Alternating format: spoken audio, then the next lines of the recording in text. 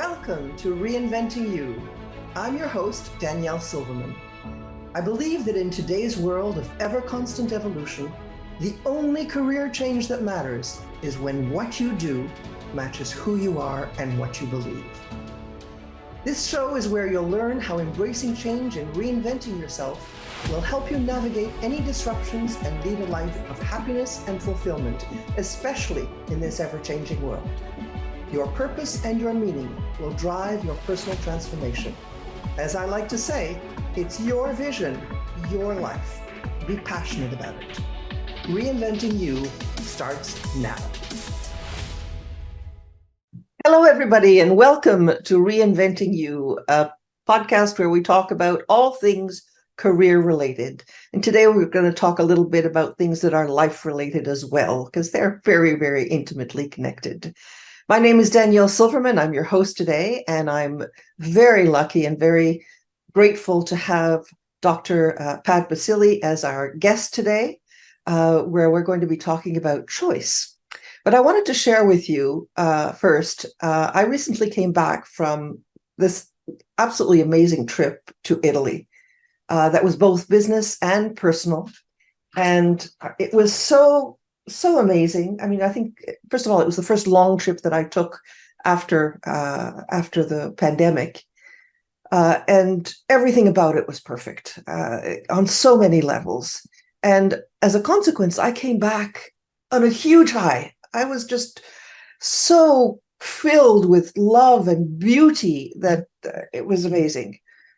But, you know, very soon after I came back, it was November.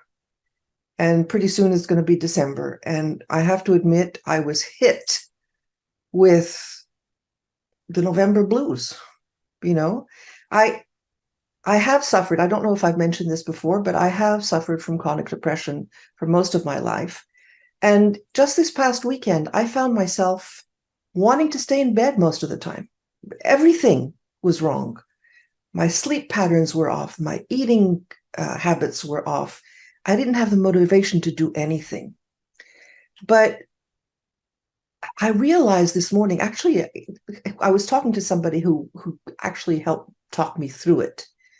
I also have a history of being a little bit rebellious. So whenever somebody tells me that I have to do something, I walk away.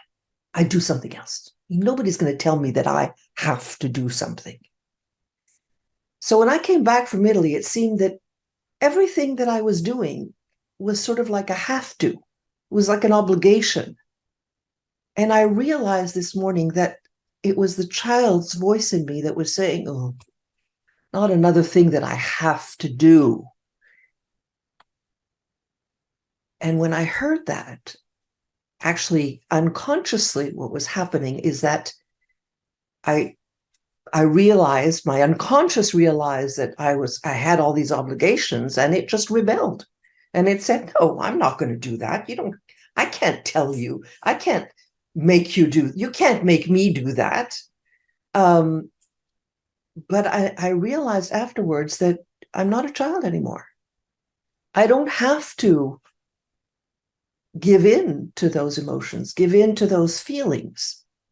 And so what I wanted to talk about today is about those feelings, about those emotions, and thinking about it in the context of job search, or in the context of being frustrated or unhappy in your job. How many times have you felt down or dejected because your job search seems to be taking too long, or because, you have to rewrite that resume for every single job for which you apply, over and over and over again?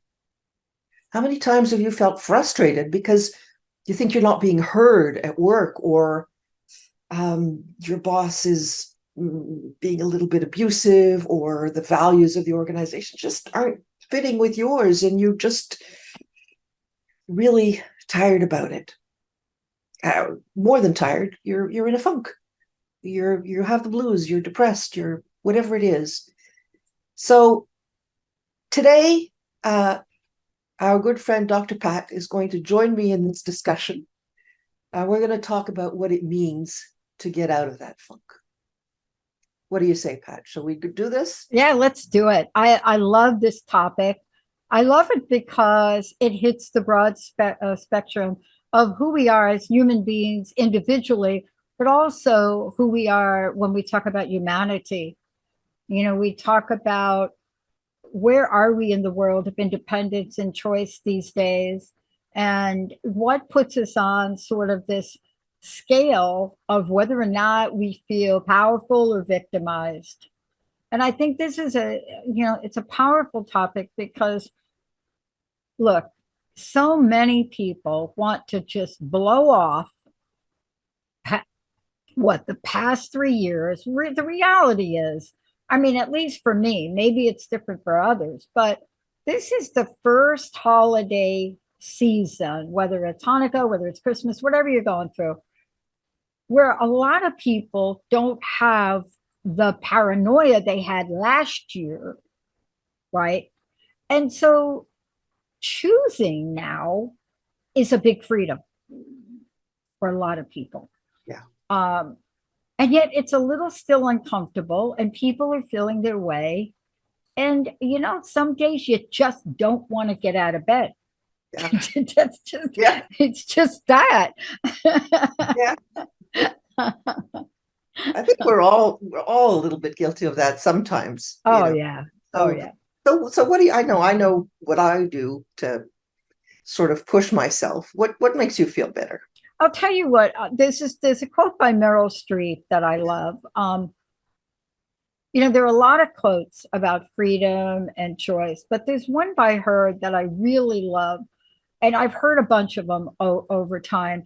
And she says, true freedom is the understanding that we have a choice in who and what we allow to have power over us. And I love this because when you dissect this a little bit, she's talking about true freedom. She's talking about understanding it in a way that we have a choice about who and what we allow to have power of us. Now, let's talk about the what before we talk about the who, because we could spend a whole show on debating whether or not we really have power when someone, organization, whoever it is, right? But let's just talk about the what. See, even though we may think that I'm going to wake up today and the world is coming in on me, my check bounced, da da da da da, the kids are screaming, I lost my job, my dog is sick, somebody keyed up my pickup.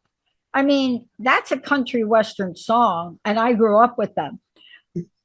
But one of the things I learned from this country western mother was she would say to us girls, she'd say in her southern draw, girls, don't be fooled by the illusion of freedom.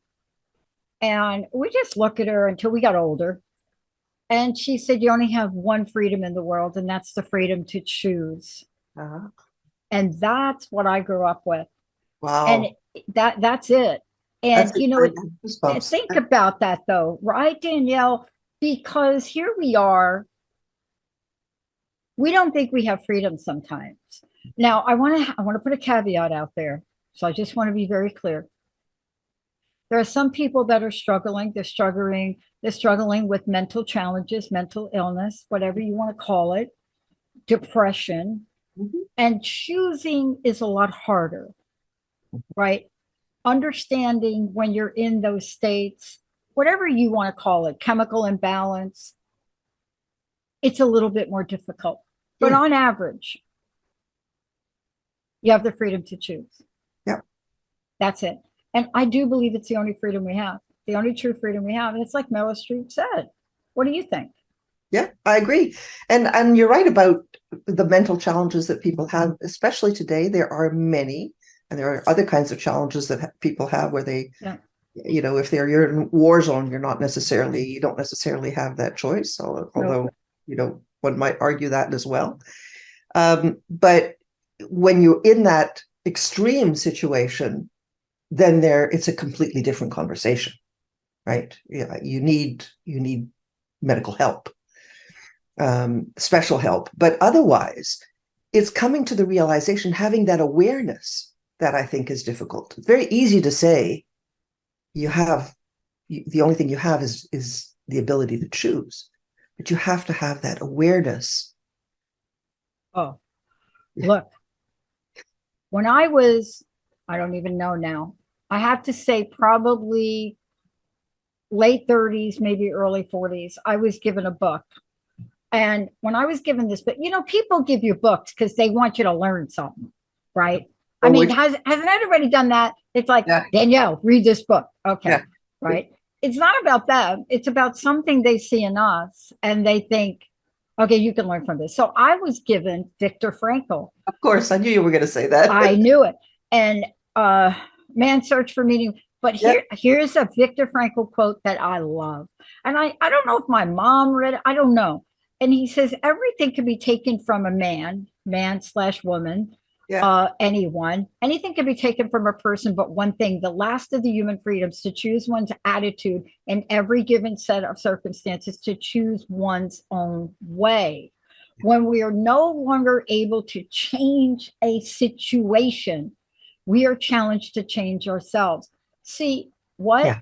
I mean, it took me a decade to understand that. Yeah.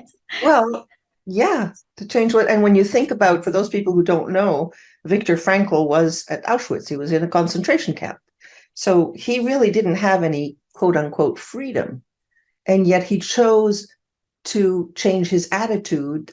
And many believe that that's the reason he survived the concentration camp. Yeah. And, when you think about it, now we have science, now we have studies, now we have empirical data coming from psychology or psychiatry, or the world that studies neuroscience or mind or mindset. I mean, it's so broad now, but there are new studies every day. And the one thing that you find is optimists rule the world. Yeah. Simon Sinek is at the front of them. And I don't know if that's true, but a lot of the studies are showing that, that level of optimism. And, there's some people that are studying this in school. I think if I'd had the option, I would have studied this more. But they're learning about what that does, what optimism, your ability to change your attitude and mindset. And there's this degree. Have you heard of the rice experiment? The rice. You remember Dr. Emoto? Dr. Emoto came out. I got to interview him, but the movie, What the Bleep came out. And Dr. Emoto, they had on there, who studied water. And he created this experiment with rice. Now, people have taken this to the next level. You all out there, you need to Google this, because if you watch what these people are doing with rice, you'll understand what we're about to say. And it's a simple experiment. You ought to try it. I'm getting ready to do it myself. Okay. But you get rice and you put it in cooked rice, apparently, and they give you instructions online, Danielle, and you put it in 3 jars, right? And then you put the top on the jar and you label the jar. So the first one's called love. The second one's called hate. And the third one is neutral. And every day you take this jar that's sealed, you don't ever open them, and you talk love into the love jar of rice, right? Then you talk hate, and then you just ignore it. When you see the results of that experiment, I think the one I looked at was 30 days. Some people do it for 90. The love jar had a little teeny kind of yellowish. The hate jar had mold and black stuff in it. And the neutral jar had a little bit. Now, try this experiment. Everybody that has tried this experiment has gotten the same results. Why is that? Why is that? And, if you watch this and you watch it's a very short video. If you watch the rice experiments people are doing, trying to disprove this. Yeah. They're not. It's over and over and over again. And they use the same batch of rice, and they use the same jars, and they seal them up. What's the difference? The love one gets the love, the hate one gets the hate, and the other one is simply ignored. Yeah. And it's fascinating now, right? So transfer that to, my God, so many things, not the least of which is human beings, Yep. right? Your Yep. children. Yeah. Yeah. If you show them love, if you yell at them, or if you simply ignore them, what will happen? But Yeah. my first thought, because I don't have It's kids, exactly right, though. yes, But it happens with anything. I mean, it could happen, with friends, it could happen with a pet. It doesn't matter. the But what I kids, love, don't you love this though? I I love mean, it. honestly, I don't know if during the show Jessica could play a little clip of the rice experiment from YouTube, because I forgot about it, Danielle. And then somebody mentioned it to me. I don't even remember where it came up. And I thought, how easy is it then? No matter what your situation is, no matter what shows up in life. I was talking to one of our hosts today who lost a sister very recently. And, as sad as that is, right? The love that is spoken over this. You see, you can be sad, right? You can be sad, but you can choose, even while you're sad, to be optimistic. It's interesting because after the break we'll talk about this a little bit more, but where it's very hard when you're in the doldrums, when you're in the depression, to remember to be optimistic. Yeah. Because you're I have so, a solution for you. When we come back, I'm going to give you a little trick. I love it. Okay, let's do that.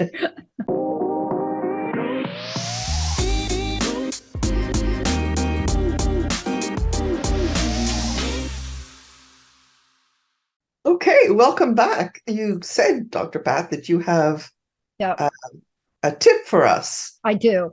I How to do.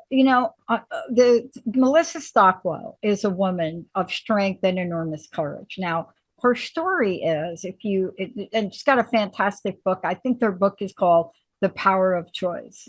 Mm, But if you read her book, what she talks about it is it is a must read for anyone that's facing challenges. Like her passion, her sport that she had, one of her accomplishments, very young gymnast early on, targeted for the Olympics, right?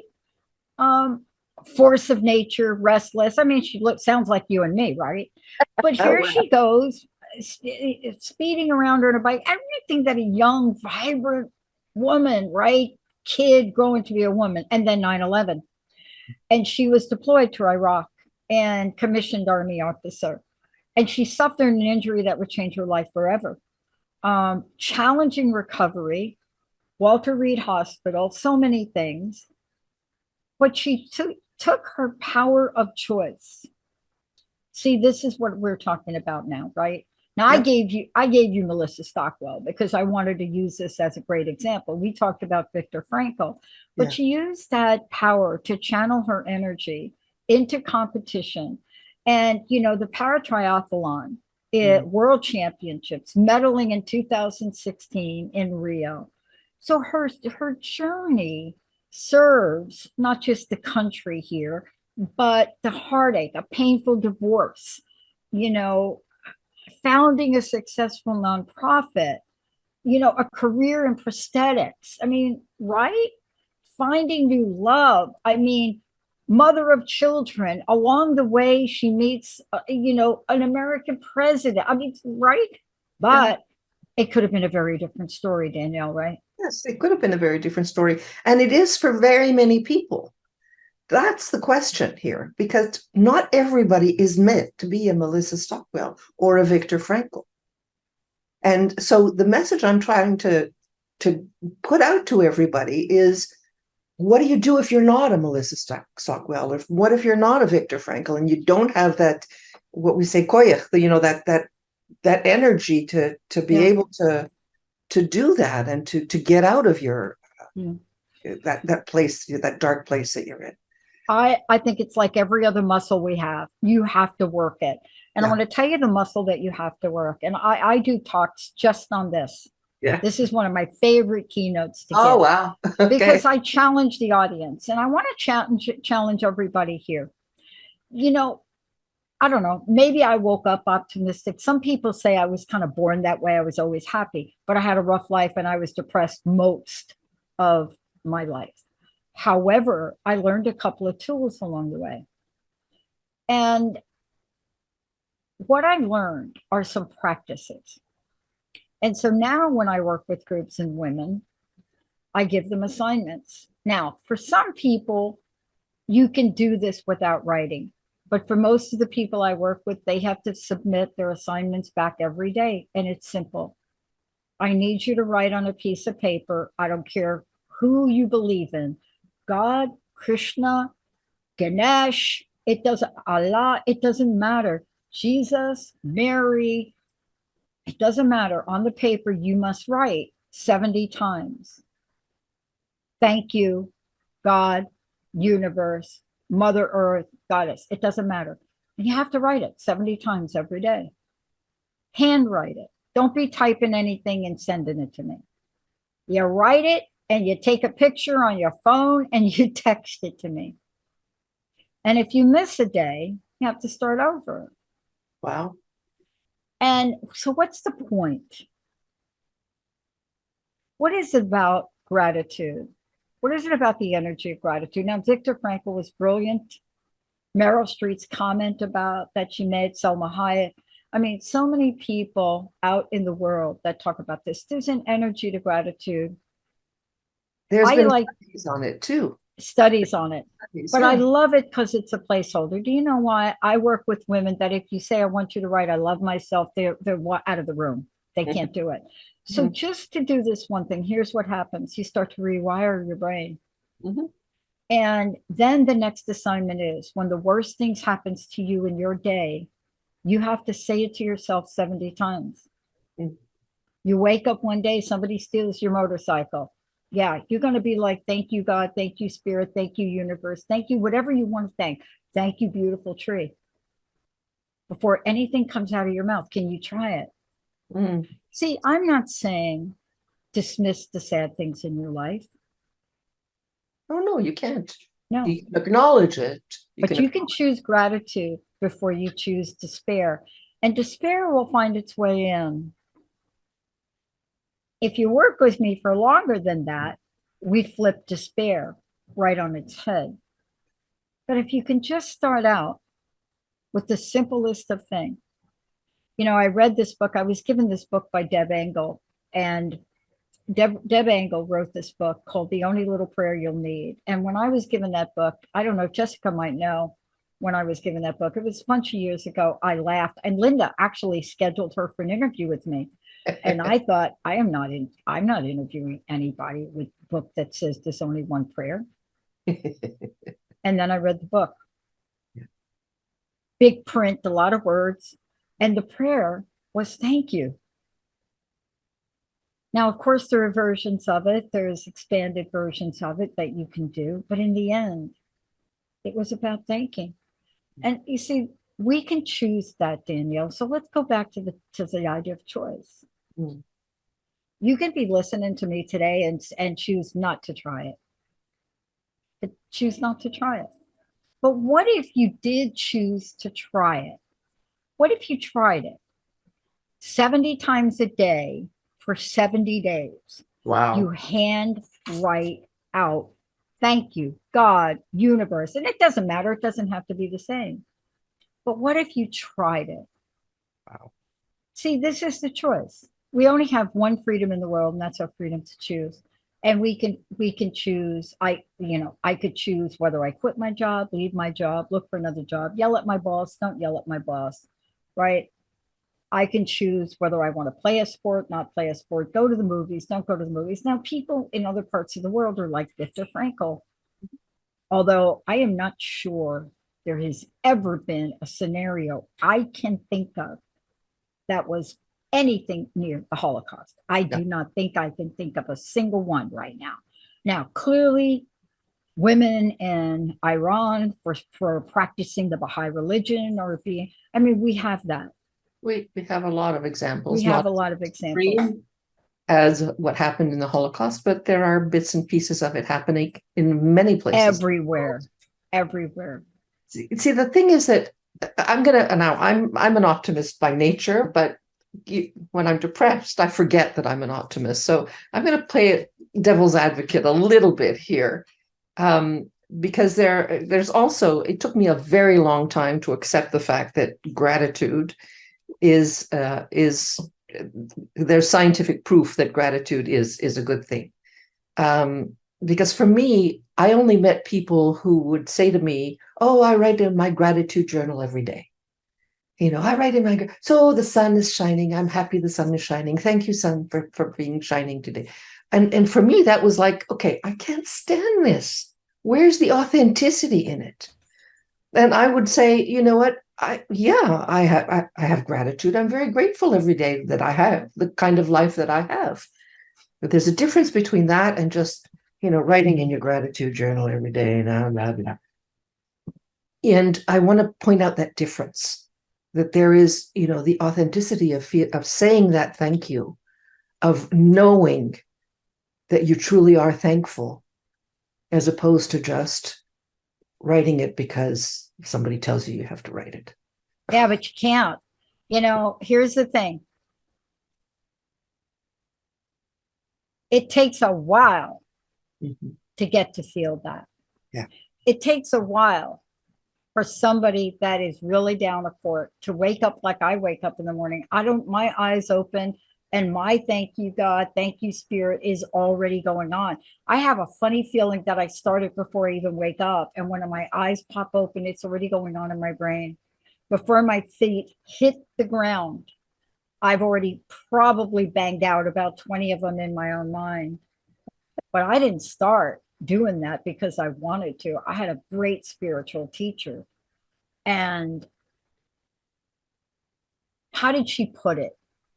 Okay, I can't cuss. So I'm going to just say, she said, I don't care if you feel it or not. Write it. Well, and write it angrily until the anger dissipates. And I'm like, no, it's never going to right? And then it just did. I don't know how to explain that. But what if it did work in the way, Carolyn Mace used to say something interesting. I think she still does. Anatomy of Spirit, I think, her book, that was one of her first books. She used to say this: it's a tissue issue. It's in your tissues. And see, faking it until you make it works. Yeah. Now, change your behavior, change your mood. Change it and just change it. But there's something about it. Now, I'm not saying you don't say it out loud, but for a lot of folks, we can't get there until we do the writing. Yeah. Until the anger, the resentment, the fear, the anxiety dissipates a little bit. Once it starts to dissipate, something energetically happens, and then you can choose again. Right? It is about choice. It is about that freedom. Yeah. And I think that's also what the goal of journaling actually is, to write and write and write. Was somebody taught me once the technique of every day writing somewhere between 3 and 5 pages, just random notes, not about anything in particular, but just whatever comes into your mind, just write it out, free form, just and handwritten, obviously. And somewhere between the 3rd and the 5th page, something will change. And it's true. There's no question about it. I mean, when you actually do 70 of these, it's 3 pages. Now, I forgot to tell you. Yeah. When I do this with people, I have to say to them, I have to be able to read every line. Right? Because here's what we'll do. Yes. We'll just scribble some stuff like I did. But it's an interesting emotional journey. Things come up. We have the freedom to choose. We may not know how. You see, we may not know how to flip a switch between fear and despair and suffering. Danielle, the Dalai Lama was doing a number of tours in the United States and, spent a lot of time in Seattle. And one of the things that, that happened, you're sitting with the Dalai Lama, and the Dalai Lama's in the room, and you could tell he's surrounded by his top people and chit chatting, funny guy, right? Yeah.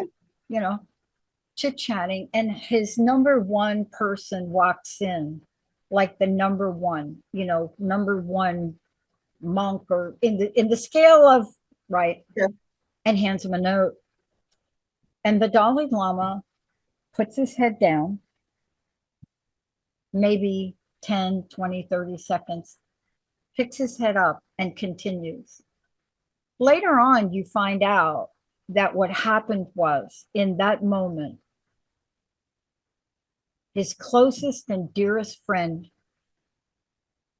was executed. Oof. And what he demonstrated is he took the time he needed to feel and express that sorrow. You see, what happens sometimes to us is we take our fear, anxiety, our sorrow, and create a story around it. Mm-hmm. If you leave me, I'm never going to be able to live my life. Mm-hmm. If I lose this job, I'm never going to be able to get another one. Mm-hmm. If my check bounces, the check bouncing police are going to come and lock me up. Mm-hmm. I'm never going to be able to tell my dad or my mom that I'm not as good as they think I am. See, all of these things will take the place of our freedom to choose something else. And it Mm-hmm. takes work. You said it before. It Yeah. takes work. But I gave you a really simple exercise 70 times a day. Yeah. That's it. That kind of reminds me of when you talked about the Dalai Lama taking the time he needed to just process the emotion he was feeling when he heard his dearest friends had been executed. There's a TED talk out there. It's probably the best TED talk I've ever heard in my entire life. I just wish I could remember the person's name. She's a neurobiologist who had a stroke. Oh, yeah. I don't know if the name will come to you. I'm very bad with names. And she wrote about it. She wrote a book about it. And what she's basically said was, when the emotion comes up in you, basically physiologically, your body needs 90 seconds to process that. And after that, you have a choice. You Yeah. can decide to stay with that feeling, or you can decide to move on. Yeah. So I need time to go and look for the name because it drives me crazy when I forget names like that.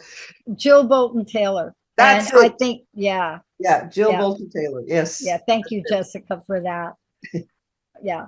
And I interviewed her when that book came out, Yeah. and it was genius. Her story is genius. And the TED Talk is genius. Yeah. Really, if you have a chance to listen to it, just look her up. It's one of the best TED Talks I've ever heard. Yeah. Jill Jill Bolte Taylor. Yeah. Yeah. Great. Thank you, Jessica. That's fantastic. So, where do we go next? I have some thoughts on that. How about you? I'll go anywhere you want. Okay, let's take a break and we'll come back.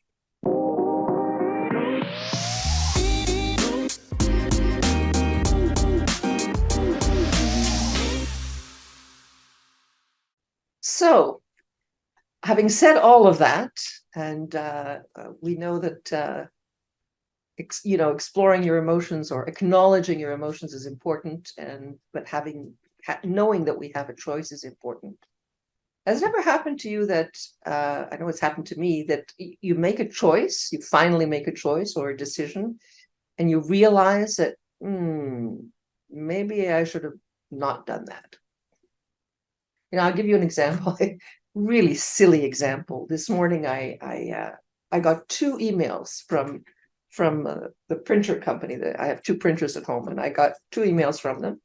And I opened the oldest one first instead of opening up the more recent one. I figured, I'll go in times of in the order in which they came in. So I opened the first one, and Black Friday deal, 20% off. Great, fine. I need some ink.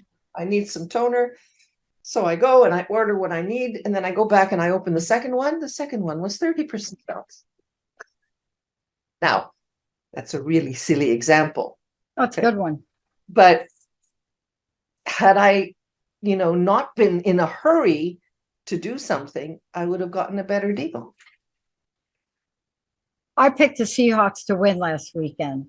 Okay. Bad choice. Well, but then again, it's a Monday morning quarterback decision. I mean, when I was look, it's football, but I was very excited about the Seahawks. I thought they could be 7-3, neck and neck with the 49ers. And then there was that game. And then there was the missed field goal. So did I make a bad decision? Not really. Did I expect a different outcome? I did. But we make decisions all the time. Are they always going to be our best? I don't know the answer to that, but you can make them good enough. And see, that's what we're talking about. That's it. Look, after my 14-year relationship, everybody's like, you shouldn't have, right? 14 years later, now you're telling me I shouldn't have, but I did. And, a 14-year relationship that I don't believe that I regret. I regretted it the way it ended, but there was a benefit to it. See, these are the tricky things in life. You see, I'm a silver lining girl. Well, I could have been in that movie Silver Lining Playbook thing, right? I'm not saying that I do it easily and perfectly, but I am what you call positive centric. My heart leaves with that. Am I cynical about a couple things? I have to think, right? Probably glad they're renewing the morning show. Thank you for that. But basically, I don't ruminate. And see, I think the key to our decisions and choices is what we do in the aftermath. There are decisions I've made in my life that were horrible. Early years of my life, drugs, alcohol, the way you treat people. I can't take that back, but I can certainly do things now to make sure I make the proper amends. I can't go back and erase it. And they were ridiculously bad choices, but I made them. And I'm the one that has to live with what that looks like. My dad, my sisters, people make choices all the time. But the difference is, can you get on a pathway where you look at those choices you make and understand they're all part of the journey? They're all part of how you sculpt yourself. And learning to forgive yourself in the process. But you said something, that's another conversation. You said something very interesting at the very beginning there. You talked about sometimes it's good enough. And I think that in the world that we're living in, if we talk about reinventing ourselves, the world is moving so fast at an exponential speed, exponential of an exponential, if we want to call it that sometimes good enough is the best we can do. And good enough choices, the idea is to recognize, okay, maybe it was a bad choice. Well, then what about this choice was actually good that I can keep and learn from? And what about it was not so good that I can also learn from? And what do I need to change to make it better? Yeah. The choices that I separate are the choices I make for myself and the choices I make that harm other people. And those are the ones that you really have to take the blinders off and look at. Those are the ones. And we also make choices where we hurt ourselves. In the end, we still have the freedom to make those choices. The question is, what do we do in the aftermath of them? Many people have been where I've been and look back at their lives and say, I wish I would have done it different. I wish I could have done it better. But that was the best version of myself for that point in time in my life. And it wasn't good enough because I wanted to be a different person. So what did I do with that? This is where you get to make choices to up level. You come from despair and disappointment, and you probably, if you really want it, but you got to want it. Danielle, you got to want this.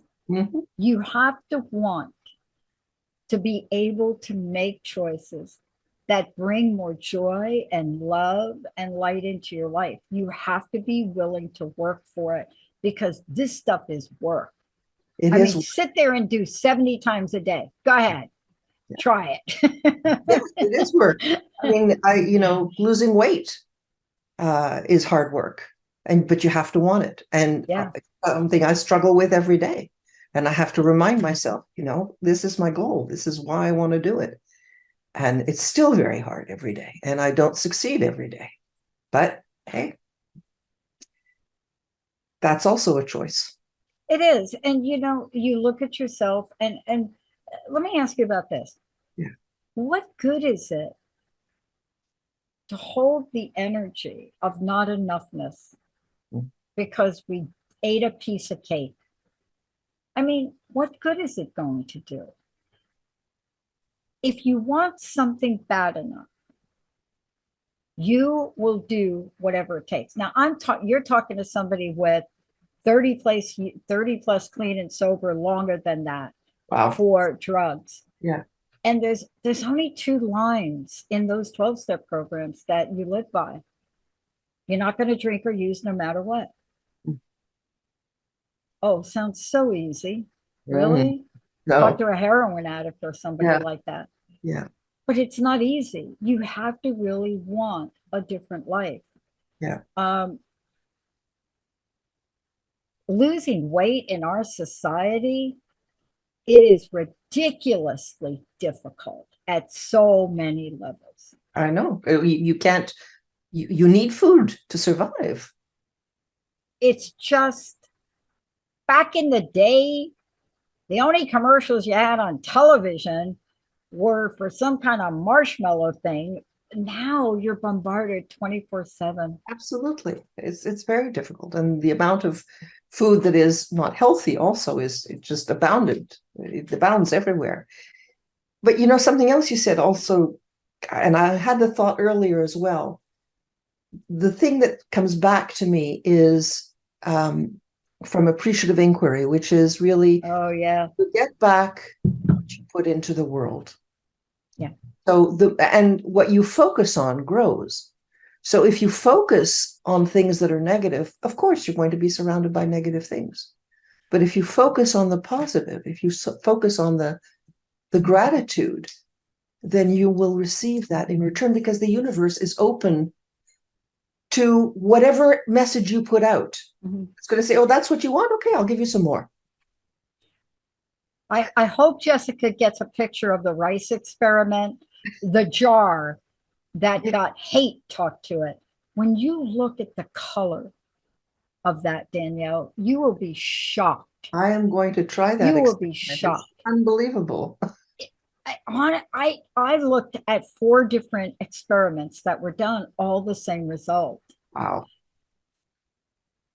So what happens to us then? Yeah. Right? Absolutely. Somebody was telling me the other day, they watched a movie, and I like Keanu Reeves. I really do. I like a lot about him, but I cannot get myself to watch one of his latest movies. And it's because, as quirky as the movie is, I am just not in the mood for gun violence right now. Yeah. Okay. And I have a pretty thick skin. I can watch pretty much anything. But there's some days I think, why do I want to watch that? It's interesting being here with Linda and Karen, because when that TV is on, it's the Christmas or the Hallmark or the Magnolia Channel or the Build the Home by the Beachfront. That's it. Or Karen will watch 50 million reruns of Gunsmoke or something. Yeah. And it's fascinating what the energy of that does. Yeah. Now, when I go upstairs and I get my tablet in my hand, that's a whole different thing. But I think I watched Alien Covenant last night, right? Oh my goodness. Yeah, I like action movies too, actually. Exactly. But you see, we get to choose this in the world we live in today. Yeah. The hardest thing that we think we don't have the right to choose, we don't believe we have the right to choose the people we're around. Oh, I mean, that's hard. yeah. I have people saying, I don't want to spend time, blah, blah, blah, at the holidays. Yeah. Well, then don't. Well, except that sometimes when you don't, then those people get upset Well, because then they you have consequence. Look, every choice has a consequence. absolutely. Every single one, right? But you're right. I mean, we have the right to refuse to have certain clients, Right, you know? right. Yeah. The point I think that you're making to this is part of reinventing you, whether it's in your job. People don't think they have choices in the workplace anymore. We do. We do. We do. And I think the younger generation knows that. Oh And boy, do they. and they're making those choices. Oh, And they they're do.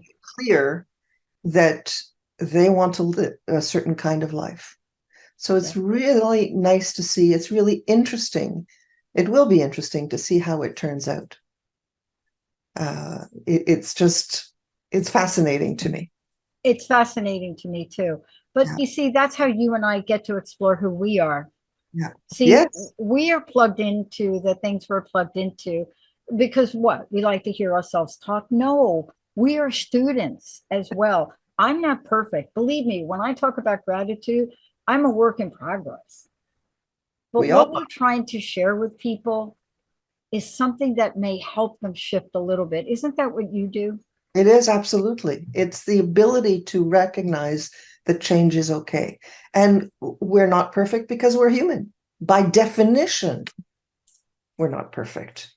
But if we can recognize who we are, we can first get to know who we are at the fundamental part that will sort of inform us as to the direction we want to go in, what our values are, who we want to be with, what we want to do with our lives, what is our vision of the world that we want to live in, not the vision that the corporation puts up on their wall and says, it sounds so beautiful, but they never adhere to. What's the Yeah, kind of world you want to live in? That's the yeah, vision I want to hear. yeah, And then maybe we'll be able to, and no, it's not going to be perfect, and it's going to be different for every person.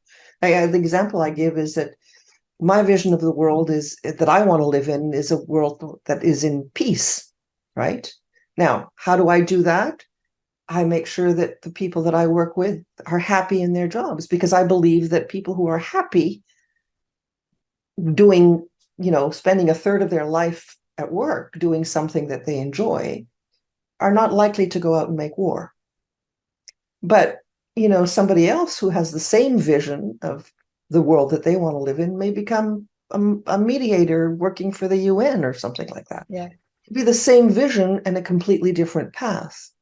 So that's the interesting part. And recognizing, as you said, throughout everything, that we're not perfect, No.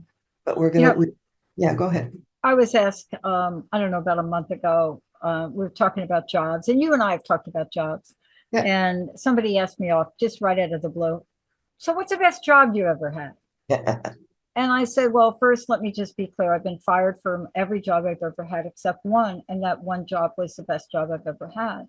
So they expect you to be like a big executive. No, I've done all that. No, it was selling hot dogs from a hot dog cart in New York City when I was 17. I love It it. was, I loved the job. It was, I got to know the people. I knew what they got. That was very telling for me to look back at that. I didn't understand back then how telling it really was for who I was supposed to become. So can you tell us a little bit more about that? Because it sounds very intriguing. Just nothing. I mean, if you're standing out there with a hot dog cart in upper Manhattan, Yeah. where you've got a lot of people coming from high paying jobs, Yeah. and they come to you, you are of service and you're communicating, and there's a requirement. I mean, when Luigi comes up every day for the same hot dog, you better know what he wants. Yeah. And then, like the mustard story is another story. But the point is, you see, I look back at that and how much I love that. I love that job. No, it didn't pay a lot of money, Didn't get me out of the homeless situation for a couple of weeks. But you see, I love that job. And what I do today, I love for the very same reasons that I love that job. Yeah. It's being of service to people. Yeah. But it took me a whole lot of other jobs in between. But you see, and that's exactly what I do. I look at people and I put a thread through all of their experiences, and I see, okay, what is it that, what is that golden little nugget that runs through your whole life? Yeah. And so for you, it was also being of service to people. Yeah. For me as well, it was helping people. Yeah. Yeah. I volunteered here. Let me just end with this. I was so excited about gratitude and Thanksgiving that I volunteered Linda's house to cook for her brother and sister-in-law and sister here out of the blue. That, I didn't have to do that, but that was a feeling I had, you see? Yeah. Right. Yeah. I'm a pretty good cook. And so that is another way for me. Sure. I do that too, actually. Yeah. I hope people can find something in their heart that they are so grateful for that they could hold on to it. Just hold on to it for a little while. Have that be the thing that guides you through the tough times, if you can. That's a great way to end, Dr. Pat. Thank you so much for agreeing to come and speak with me today. It started off talking about choice and ended up talking about gratitude and joy, and that too is a choice. Yeah, it is. Oh, thank you. Thank you so much for all that you're doing, Danielle. Thank you. Thank you for joining us. I'm Danielle Silverman. See you next time. Thank you for listening to Reinventing You with me, your host, Danielle Silverman. Tune in on the second and fourth Monday each month at 11 a.m. Eastern, 8 a.m. Pacific on transformationtalkradio.com. Join me and feel inspired and optimistic about your future. We only get one life, so embrace change and thrive with me. Find work that aligns best with your soul and what you enjoy. For more information, go to reinventingyou.com.